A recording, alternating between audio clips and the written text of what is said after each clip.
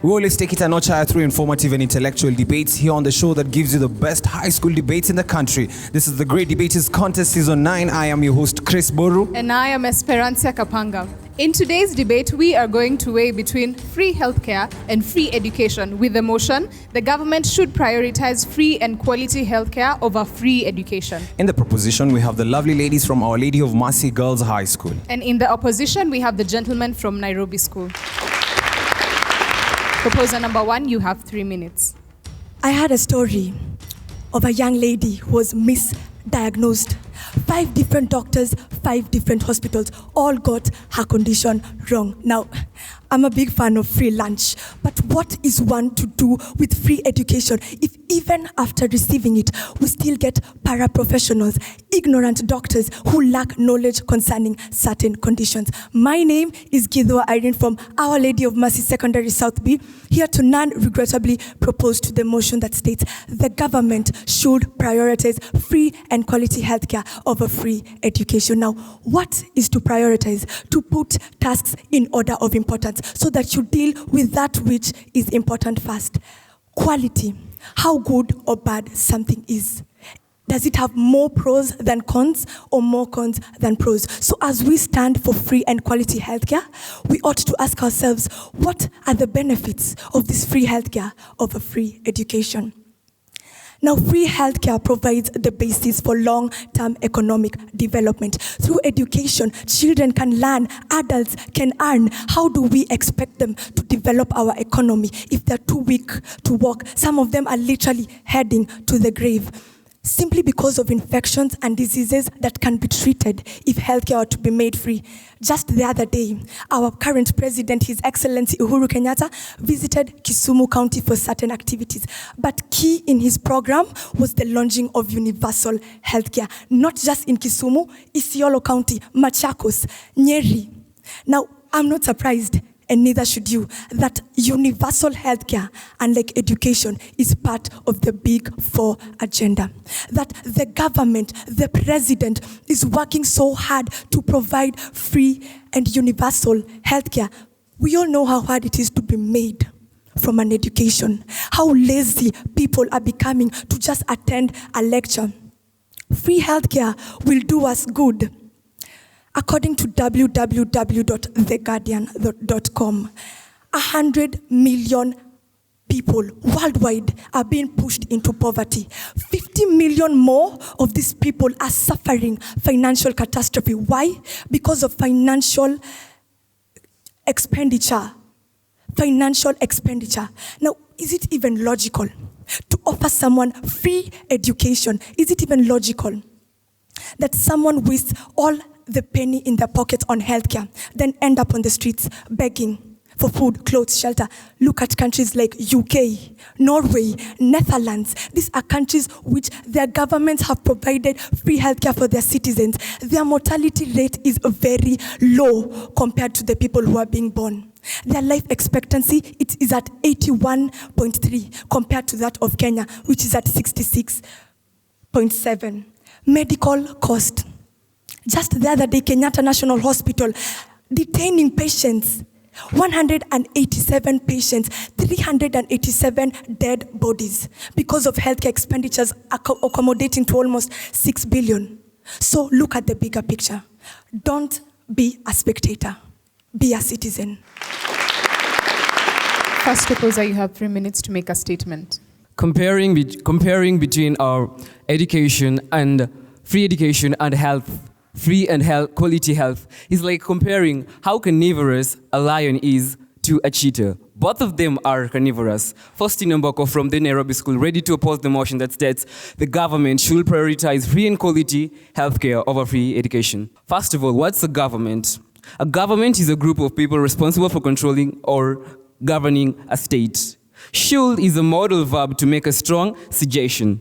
Free and quality healthcare is the act of receiving fully catered for medical facilities, and free education fully catered for learning. So, since time in enactment of the free education, we have received and had a lot of constraints in the education sector.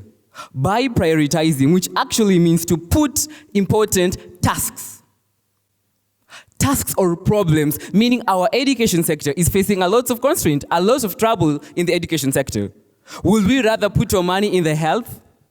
We have had a lot of benefits from health. We have reaped fruits of health, quality healthcare. But look at education sector. Few people are receiving education.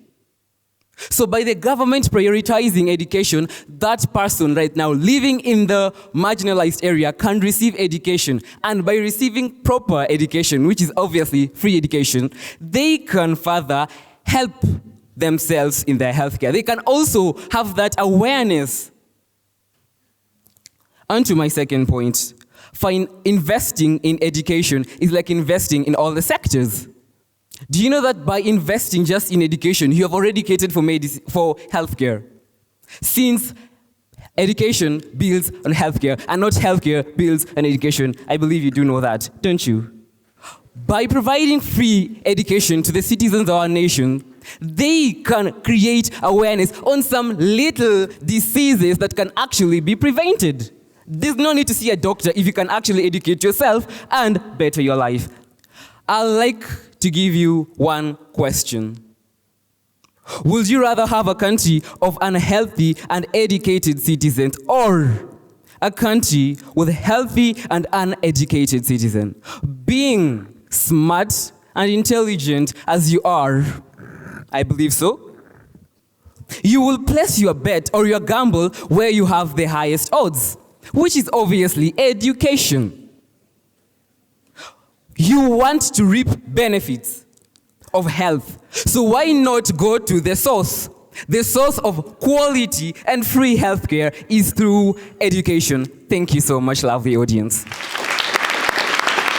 Second proposer, you have 3 minutes for cross-examination.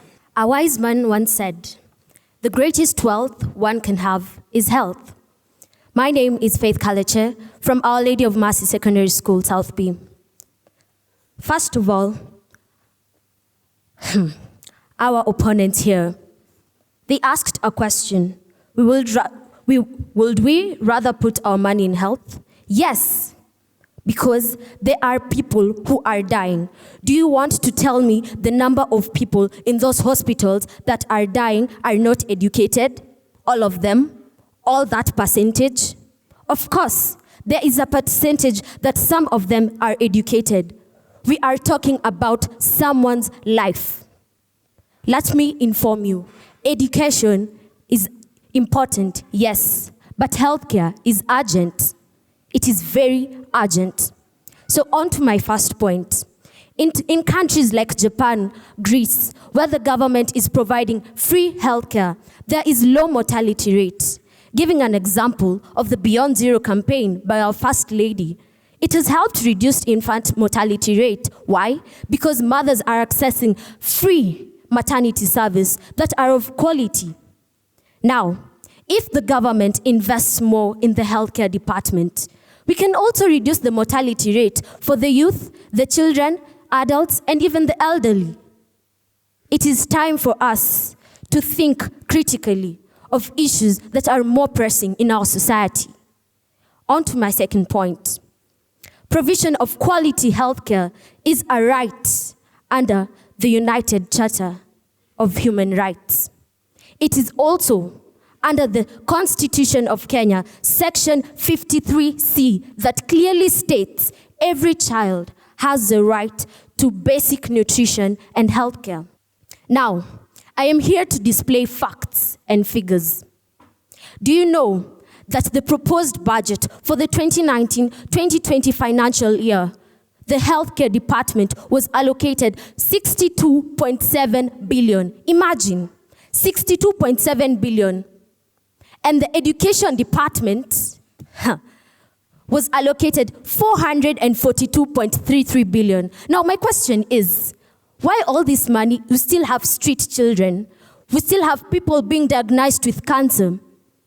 I recognize the government's initiative for the free chemotherapy session that is in the government hospitals. Once the national government handed over its administration to the county government level, this is where it all went wrong. Why? the Level 6 hospitals, also known as the referral hospitals. It is where citizens from mobile areas access medical services. So, do you want to tell me that the 1,999 shillings as a high school student I've been allocated for healthcare is enough for me? For instance, I have been diagnosed with ulcers. 1,000 shillings. Really? That is something we should sit down and think about. Thank you. Second opposer, you have 3 minutes for cross-examination. Dr. Seuss once wrote, "The more you learn, the more you grow. The more you read, the more places you go." I'm sure Nomondi from the Nairobi School, strongly opposing the motion that the government should prioritize free and quality healthcare over free education. The history of free education dates back to the Islamic Golden Age, the beginning of Madrasa. Abu Swaleh, professor of Islamic history at the University of Harvard.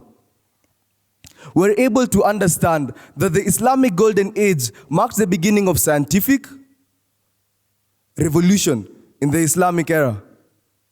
We're able to understand that applications such as geometry came about. We had anatomy being developed in this era. And why?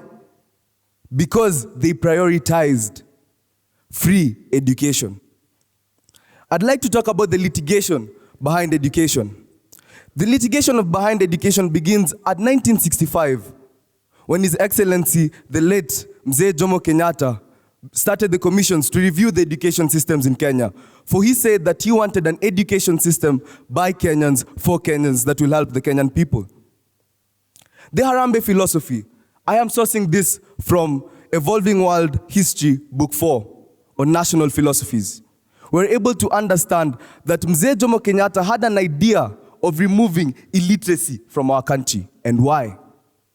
Because illiteracy was hindering other factors of production. Where will the doctors come from to care for these people if we invest in only one side at the expense of free education?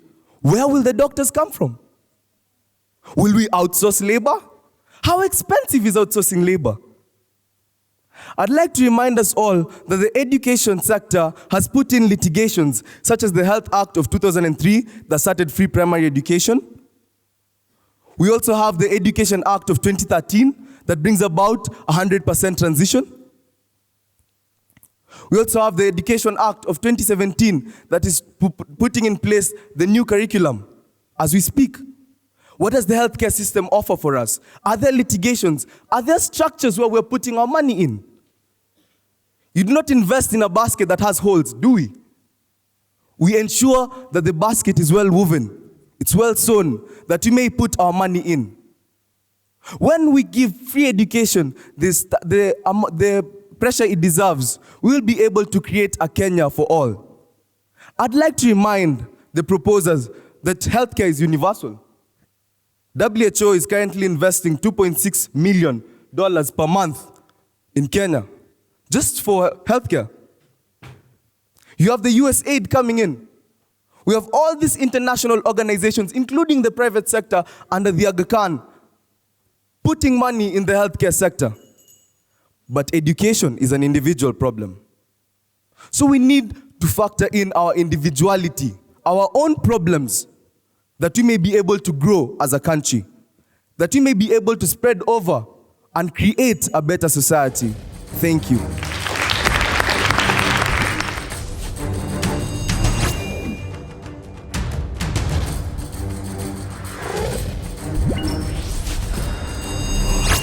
The proposers have been asked, would they rather have higher illiteracy levels and low death rates in the country?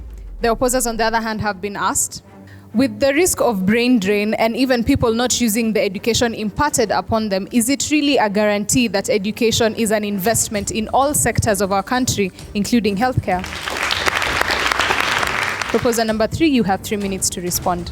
A mother has 2 children. One is sick and the other is not in school. Who will she concentrate on more? If you're sick, your life might come to a halt. But if you're not, you can continue with your education. My name is Najwa Burhan from Our Lady of Mercy Secondary School, here to answer your questions. Now, one of the audience asked, Should we have higher illiteracy levels or lower death rates? Let me remind you, we are not, as we propose this motion, we are not saying do away with education. We are just simply keeping health first. So, by saying that, you mean it's okay for a life to die as long as anyone is educated? Now, on to my first point. With free healthcare, adequate facilities for the hospitals will be acquired. According to the newspaper of Daily Nation, December 22nd of 2018, it states that if you have been scheduled for a heart surgery in Kenyatta National Hospital, let me repeat the hospital, Kenyatta National Hospital, one of the most sophisticated hospitals in Eastern and Central Africa, you'd have to wait. And guess for what? For a heart and lung machine. They had to borrow it from the private institution. What does that tell us? The government is not prioritizing the health sector. The government from the standard media is offering only 4% of the national budget to the health sector. Yes, education is important, as my fellow proposer just said, but healthcare is urgent. Now, education can be postponed, but the real questions, my fellow students, you should be asking yourself, can healthcare be postponed as well? Thank you very much. Fellow proposer, you have 3 minutes to respond. Now, I think it's high time common sense become common to all of us. The real reason we get sick is because you are not educated. If I knew the ways that you can get HIV and AIDS, if I was educated enough to know the ways to get HIV and AIDS, would I go and get the HIV and AIDS? If I knew that running outside in the cold will make me get pneumonia, would I do that? So the buck stops with the education system. If I'm not educated enough to know that a certain disease is brought about by various ways, then I will obviously get sick. Now let me answer a question posed to me by some guy from Strathmore there. He talked about, so the guy allegedly talked about brain drain. What is the main reason we have brain drain? The main reason we have brain drain is because the education system is doing what? Is training. I think you're from Strathmore, you need to know that. The key reason that there is brain strain in the country is because of what? Is because the education system is doing so bad. So in order to reduce this brain drain, we need to do what? We need to improve our education system. If we improve our education system, then we will not have people running away to other countries, and we will have solved the problem of what? Of brain drain. Now on to my first point. Education, the motion states that the government should prioritize free quality healthcare over free education. According to the opposers, we do not say that the healthcare is not important. What we are saying is the education sector is more important, because if, for instance, in a country you have a lot of hospitals are for the sick only, but education is for everyone. Education is for everyone, whether you're sick or not. Education is still yours, but the health sector is for the people who are sick. So by prioritizing the education sector, you'll have put your money on the better bet. You'll have put your money on something that you know will be valid. And are you 100% sufficient that by going to the hospital, you'll get healed? No, you're not. But when you go to school, you are 100% sure that what I am learning is going to get into my brain. Remember, your level of education is not just determined by an exam, but it's determined by what gets into your brain. Lastly, on to my last point, I had the proposers talk about the education sector being so expensive. If the government can afford an SGR project, which costs about 380 million, then I am 100% sure that it can also afford an education system that is worth over 100 billion. Now, lastly, education is the backbone of all other sectors of all other sectors of an economy. If I am educated enough, if someone is educated, he can get into other sectors like engineering. Because after I'm healed from a hospital, does that mean that I am done? Will I get food from that hospital? Thank you. Augustine from Nairobi.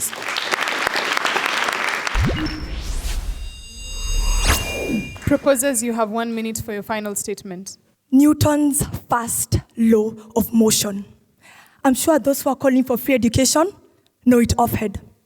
When a body is in uniform motion at rest, it will remain at that state unless acted upon by an external force. Same case scenario, healthcare is the force. Unless the government provides free healthcare for its citizens, Kenya will not move. It will not progress. Now, I have a question, honestly, for these three gentlemen.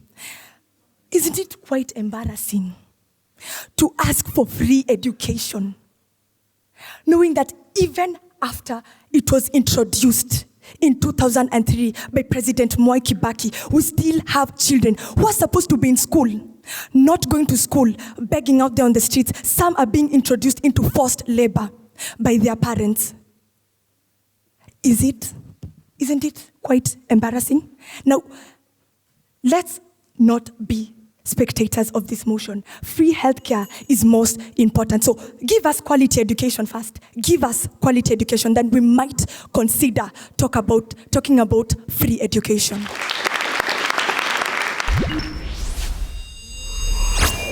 Opposers, you have 1 minute for your final submission. Your lesson about Newton's first law was, thank you for that, but it was really irrelevant because we're already aware of that. Okay. There is one thing that you guys are forgetting. Prevention is better than cure. I believe we all know that, don't we? By preventing something, it is acquired through education. You can prevent some certain incidences of poor medical health by some certain diseases by being prevented by educating. And something else, you talked about our education being substandard and not quality enough. If the government right now with no free healthcare is still facing some problems, what about making it free? The citizens are paying for it and it's not yet quality. So if you make it free, will it be quality enough? It will not be, madam. Thank you.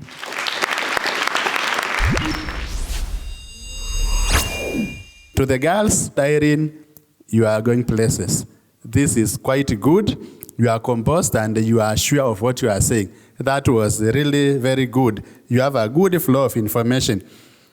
Kaleche, you also got me wondering, seriously, urgency versus importance. And even up to now, I do not know which is which. Thank you. Girls, you have done quite a wonderful job. Najma, you've done justice to the motion. Because, as you put it, we are not trying to look for whether to do away with education or health, but which one to get first priority. And I should say that was quite good. The two teams, in my opinion, I would give them a tie. Thank you. Faustine, you have quite a presence when you stand there. You lighten up the room. Everyone is just drawn to what you're saying. I love your confidence. And you also bring about the rationality between which builds which. Is it the education building the healthcare or healthcare building this one? And so very good, compelling arguments you brought there. Sean, you're an excellent speaker. You are also drawing my attention when you stood to speak, you capture the audience, and I think that's a very strong thing for you. And you also talked about a lot of facts and evidences, the WHO investing and many other things, and so therefore now we should invest in other things like education. So very good arguments were brought there. And finally, finishing it off with Augustine. Augustine, I love that you have mastery of language, and you really tried to bring in the relationship based on what you were arguing. There's something important, very strong, you said about education being the background of any economy. And that point got my attention, and I was waiting for you to begin validating it. Give me evidence. Where have you seen this? What's the source? Is there other countries where they have focused on education and therefore it has built that economy and therefore healthcare issues are minimal? So I was waiting to hear those examples, and that would have been a strong point for you to, in some ways, silence your opponents. However, both teams brought on a great show. and I wish you the best. This was a very informative debate, very comparative subjects here, whether health education or free education, healthcare or free education. We were torn. Which one is which? That means that the two teams brought in their best, and we appreciate what you've done. What was outstanding for me, for Our Lady of Mercy, besides what has been said, is that all of you had a unique way of starting. And that was more, in a way, an added advantage to captivating and capturing the audience attention. So that is a very good way. It's a style that you all embraced, and we're very happy about it. Nairobi School as well. Very confident speakers. I think that stands out. And I think for me, Sean stood out for me, and Irene as well stood out for me. But all of you are great, amazing speakers. So I'm very happy. On the judges' desk, we were torn at some point, wondering who is who here. And so when the results are read, just get to know that your head is still high, that you did your best. Let's wait for the results. And now down to the numbers. After such a heated debate, the judges saw it fit to award Nairobi School 72%. Let's give them a round of applause. And a difference of only 1% determines who takes the day today. Our Lady of Mercy, you earned yourself 73%, making you the winners of this debate. Congratulations to both schools for giving us such a heated debate, though the take-home message today is education is important, but health is urgent. Quite indeed. Remember, it does not end here. The debate still continues with the conversation around sustainable development goals with the hashtag GDC for SDGs. We'd like to appreciate each and every person who's been able to make this show a reality, from the principals, patrons, to the students of each and every participating school. I have been your host, Chris Boru. And I am Esperanza Kapanga. See you in the next episode.